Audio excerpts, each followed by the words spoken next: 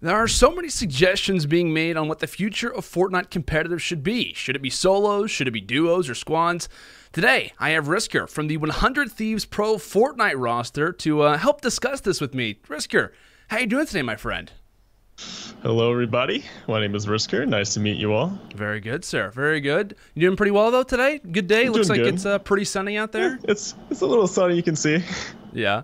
So, well, 3 p.m., beautiful day. There you go. Exactly, man. Right before the scrims, maybe potentially, just you know, just kind of warming up, kind of around there. But that's right. Quickly, I want to point out something that I saw the other day on Twitter. We're actually going to pull this up for everyone watching at home, but this was a tweet you posted a few weeks ago. You were playing a game known as Tile Frenzy.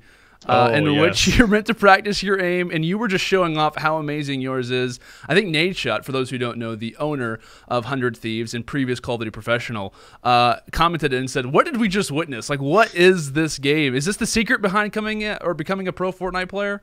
It might be, at least if you want to work on your aim, it is. It's a really good game. I'm not gonna lie. I was watching that back, and I was like, I'm never gonna be able to accomplish this. It's not ever gonna happen for me. But is that something that you do to kind of warm up before games, or? Yeah. So I know a lot of the Overwatch players. They use a game called Aim Hero. Kovac is the developer, and he made the game, which is Kovac's FPS aim trainer, and it's a really good tool to just work on your aim, and it's something I try and do consistently. Do like maybe 30 minutes to an hour a day just to warm up the aim and practice a little bit.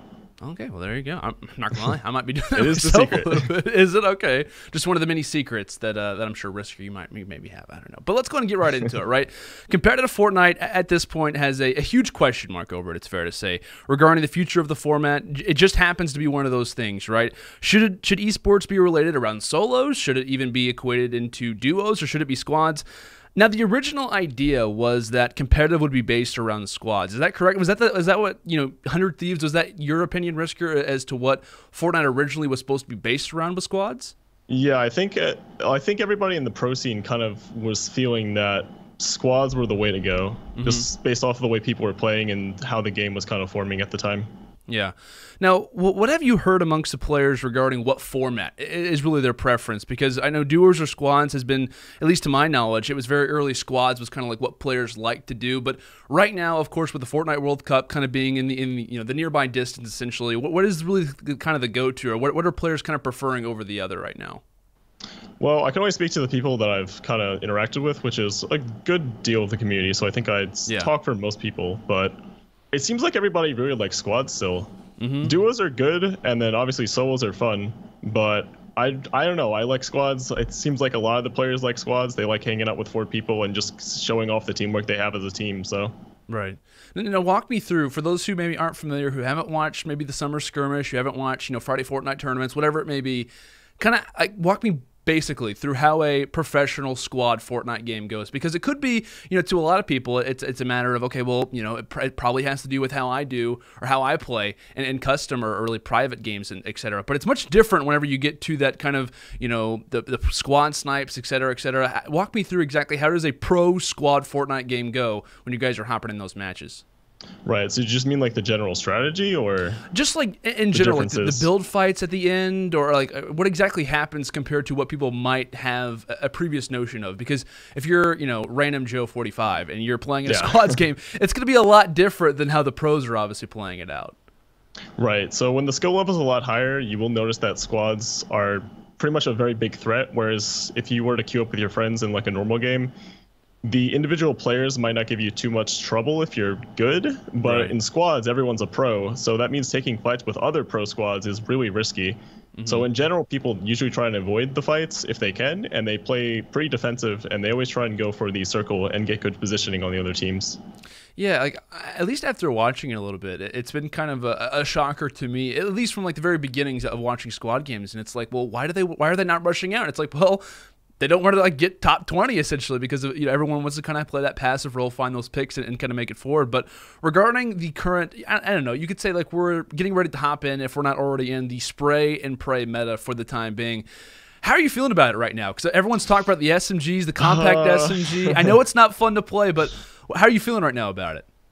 Well, I think as pro players, people adapt pretty quickly to whatever the meta may be, but I think it gets a little bit of a needed stigma right now. Like, obviously, it's not nice to die to a spray and pray, SMG, but I do feel like skill wins out at the end of the day, and there's definitely a lot of things you can do against the SMG. Now, thing is, in squads, when you have 4 players and they all kind of train their lasers on you with their SMGs, is a little bit different, because I think you could apply that to just the old weapons too, though. If you had 3 guys with an AR and 1 guy's pushing you with a shotgun, there's really not too much you can do in that situation, which is part of the squad play.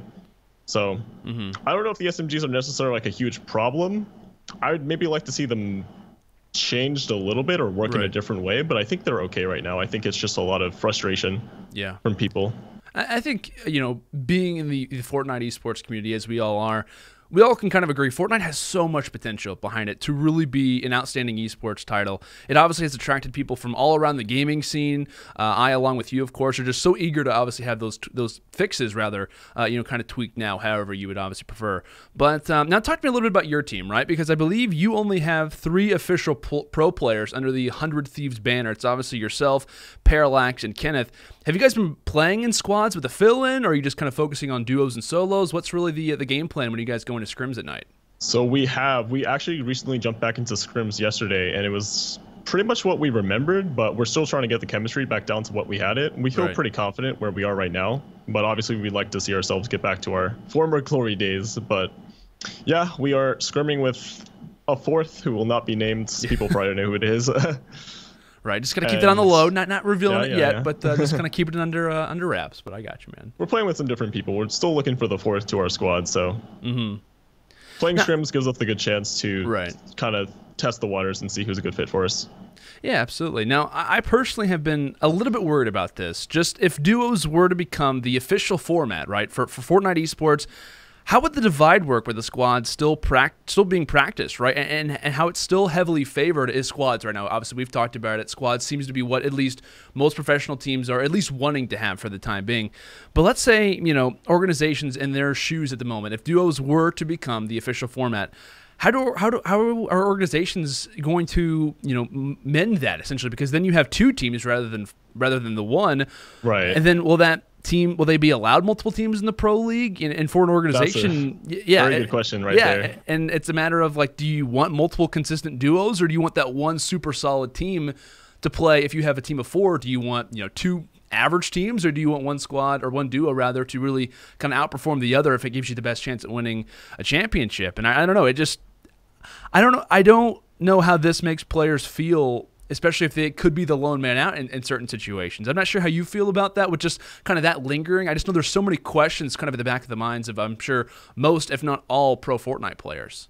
Yeah, it's definitely something on the players' minds, and I know it must be on the organization's minds too, and probably Epic as well, because they're trying to decide what they want the format of the game to look like. But I can only really speak from a player's standpoint, and you kind of brought up the odd man out kind of scenario. So since we do have 3 people on our team right now, we don't have the solid 4 that most teams have. Right.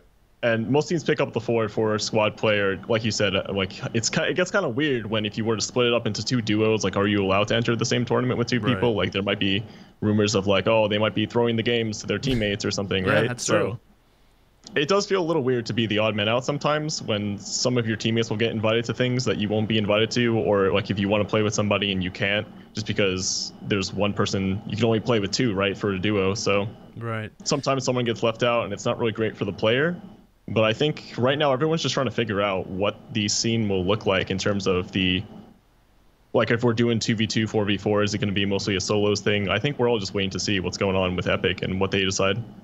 Yeah, that's a good question. I mean, that's kind of obviously a lot of good points that you bring up. It really is kind of a question basis right now as to what should players be working on, where should their practice really be going over one over the other. Because I know a lot of teams are, like I said, are still focusing on those squad games that you're having to be thinking about, maybe your own solo career, maybe even the duos. Like who out of this squad could be my future duo? There's just a lot of questions out there, obviously, that are have yet to be answered. But I'm gonna ask you a few quick questions really quick before we kind of end things out here this segment. Just a few quick ones. Just try to guess them as fast as you can. I'm only going to throw a few at you. But okay, so really quick, best player in the world. Who is it? Fortnite related, obviously. In the world? In the world. It's got to be the most popular player. Oh, so is that how it goes? Ninja takes the cake there. That's Ninja? how it goes. Okay, yeah. I gotcha. All right, best team in the game, duo or squad, doesn't matter. You can name either. Ooh, best team?